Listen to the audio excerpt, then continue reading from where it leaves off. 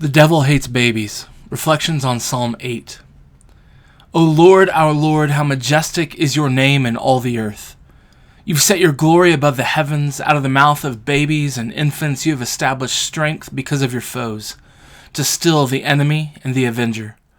When I look at your heavens, the work of your fingers, the moon and the stars which you have set in place, what is man that you are mindful of him, and the son of man that you care for him? You've made him a little lower than the heavenly beings and crowned him with glory and honor.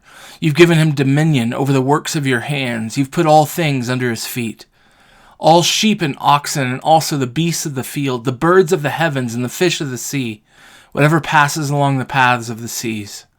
O Lord, O our Lord, how majestic is your name in all the earth. An introduction. The Lord loves it when you get the kids out of Sunday worship, and this psalm tells us why. Psalm 8 is often read as a text about the weak overcoming the strong, and while God indeed loves to overthrow the informed, the posh, the cosmopolitan, and the strong with the weak, the uncouth, the rednecks, and the uninformed, this psalm is about a much larger story. It's essential we see the story David is alluding to here as he grounds his praise for Yahweh in the unfolding of this story in his own life and the history of the world. Two keys will help us interpret this psalm correctly. First, notice the use of singulars and plurals. The mouth, the enemy, the avenger, the Son of Man. Second, notice how the psalm is organized. It's bookended with worship, and in the middle, it moves from a statement concerning what God has promised and accomplished through redemption in verse 2 to what he has established regarding the vocation of man in verses 3 through 8. Let's look at these two sections in turn, and then I'll try to explain why the yelping of children in worship is good for the soul. The progression. There are several connections between Psalm 8, 2 through 8, and Genesis 1 through 3. These allusions set the context for David's progression. When Adam and Eve rebelled against God in Genesis 3, they were told that their sin would result in death. But even in this condemnation for their sin, the promise of the gospel is given by God in his condemnation of the serpent, the enemy, the avenger. He says that the seed of the woman would bruise the head of the serpent. Man was made to exercise dominion over the world. He was made to rule over all that God had created, and to do so such that the world would be filled with the fruit of godly children, the society and fruitfulness that such children would bring, and thus filling of the earth with the image and the authority of God. In tempting man to rebel against God, and therefore against his vocation, the serpent becomes the ruler of this age. With the judgment and consequence of death given to man, his rule may seem unchallenged. But God speaks this word of judgment over the serpent, and the promise is that there will be children given to Adam and Eve, and that these children will bruise and eventually crush his head. They will overthrow his rule. This is the meaning of verse 2. David, the shadow of the fulfillment of this promise given in the garden, alludes to this judgment and defeat of the enemy. The voices of babes silence the avenger. The dragon's rebellion and tyranny will be overthrown in the coming of the child who comes to bruise his head. The bruising of the dragon's head is synonymous with destroying his rule. The devil hates children. More specifically, he hates babies. He hates them because their cries, their yelps, and laughter are sure signs of his defeat.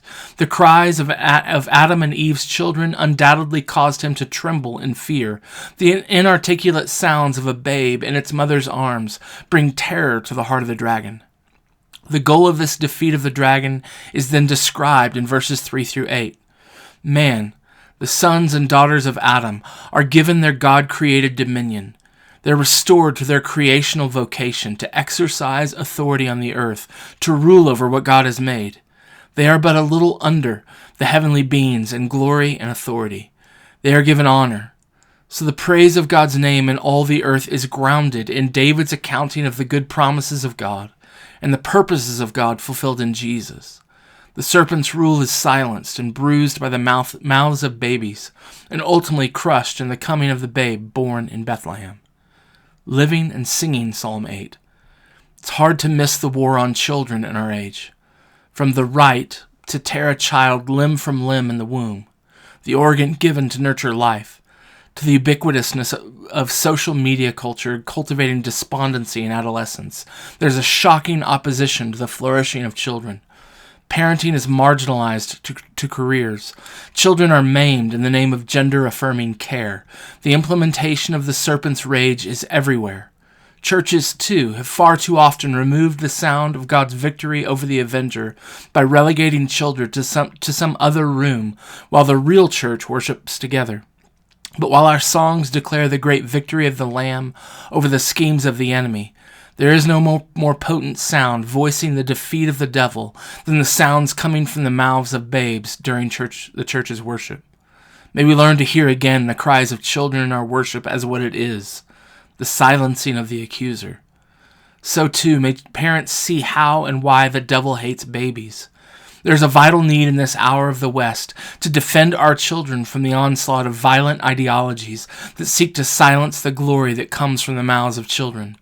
Do not underestimate the glory invested in those little years. And finally, we ought to see the glory and the honor Jesus has redeemed us for, to rule in this world for the glory of our Maker and Redeemer. God has silenced our enemies so that we might, in the redemption given to us in Jesus, by faith in his work and office, be a little lower than the heavenly beings, that we might bear his authority under his word in the whole world. How beautiful is the name of God in all the earth.